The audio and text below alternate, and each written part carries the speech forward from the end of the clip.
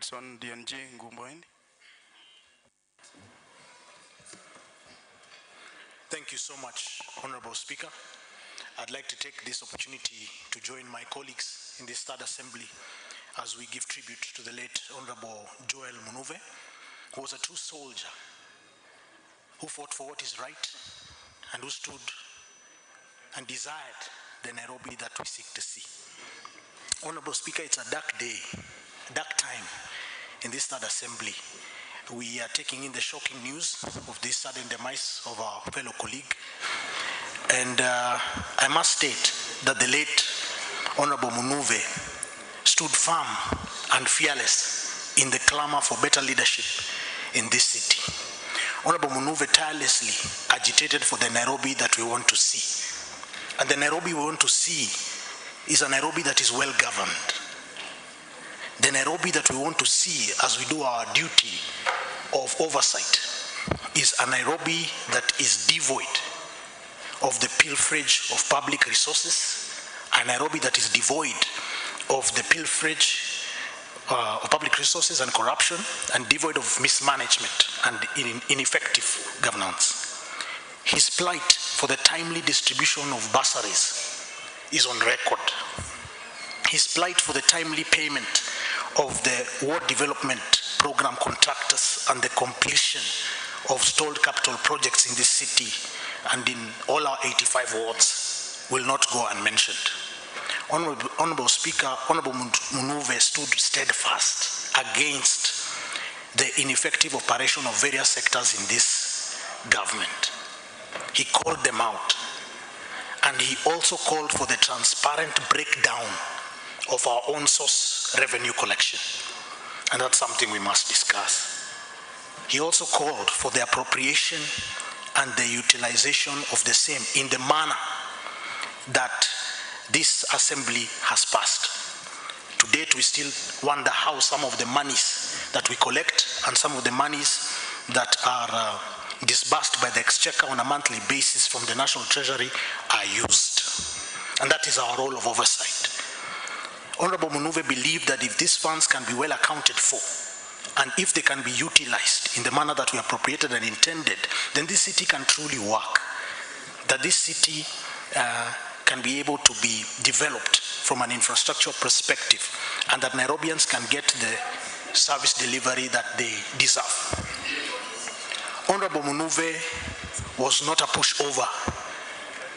He was not easily intimidated. He was brave, he was strong, he was courageous. He was not a coward.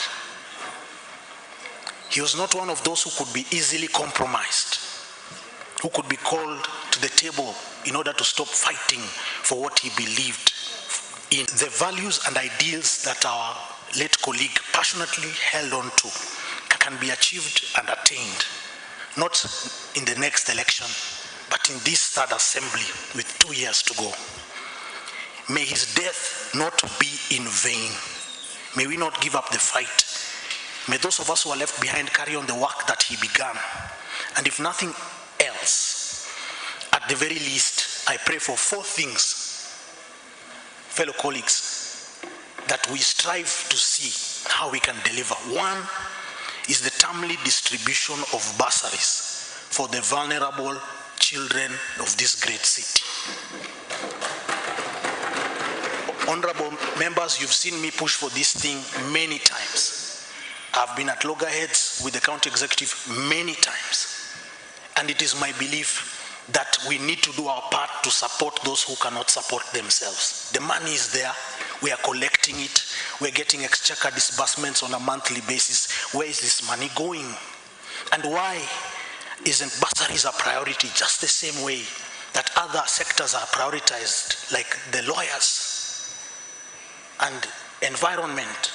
Why can't we prioritize the vulnerable children of this city? Honorable Speaker, number 2 is a functional ward development program. One that is functional means that there must be equitable distribution of the resources across all 85 wards in this city, where payment is not skewed because of friendship or because of kujuana and who has the best smile and who sings the best song. Every ward in this city deserves for contractors to be paid and paid on time, whether we support or we don't support the county executive. Let each ward get a contractor being paid, and let no pending bill be left in our tenure. Number 3, Honorable Speaker, is the completion of all stalled projects, capital projects for that matter, in this city. We've inherited capital projects that have stalled from the time His Excellency Kidero was the governor of Nairobi. We have done nothing.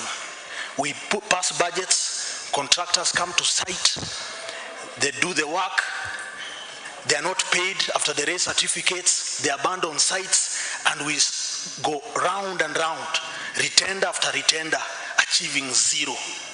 A good example is Woodley Stadium in my ward, and another good example is Joseph Kangede's social hall in my ward. It hurts and it pains. The last thing I will ask this House to consider, Honorable Speaker, is the transparent and accountable financial systems in this county.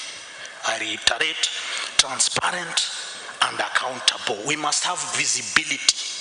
If we are collecting revenue, where is it going? How is it being utilized? If we're getting an exchequer, like we just got one for the previous month, 1.715 billion, how has it been used? Why are payments being delayed? Why can't staff be paid on time? We have very many questions. And these are some of the things that our late honorable colleague fought against, spoke against, and now is gone.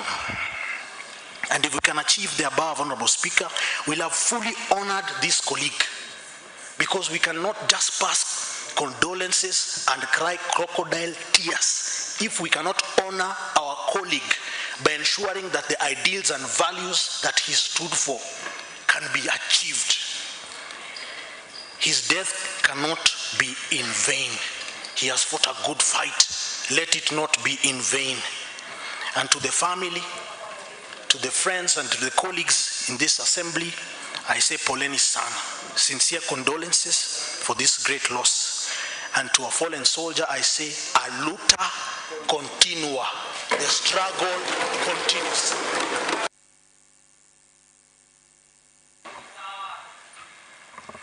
Honorable Perpetua.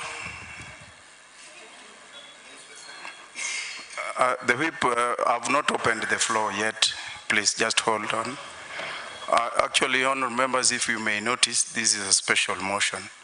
So the member who has just spoken is is seconding the motion. We get another member to second the motion. Honorable Perpetua, please proceed.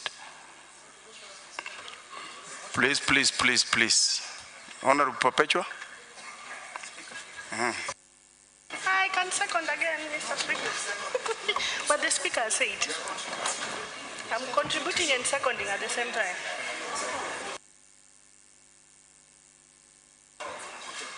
Put the question. But, Honorable Perpetua, please. Members, maybe you are not getting or understanding the procedure. The member is to second the motion after the first seconder and seconder. Yes. Kindly proceed, Honorable Perpetua. Yes. We are all seconding the motion.